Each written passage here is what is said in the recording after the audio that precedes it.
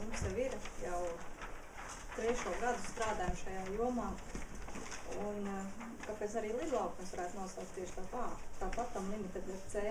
Šeit mazliet var pastāstīt, ka tas varētu būt ne tikai lidlauks, tās ir radiovadāmās laivas, kas varētu, ar kurām varētu izveidot dažādas sacensības uz ūdens.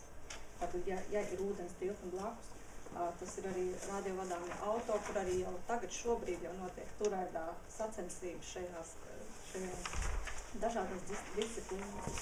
Nu, protams, radiovadāmie lidmodeļi, kas ir ļoti interesants un aizraujošs sporta veids, vai hobijs, vai tehniskās jaunradas nodarbe, un galvenais ir kura vecuma cilvēkiem, un ne tikai vīriešiem, bet arī sievietes ir laipni aicinātas iesaistīties, jo tā patiešām ir aizraujoša nodarbe.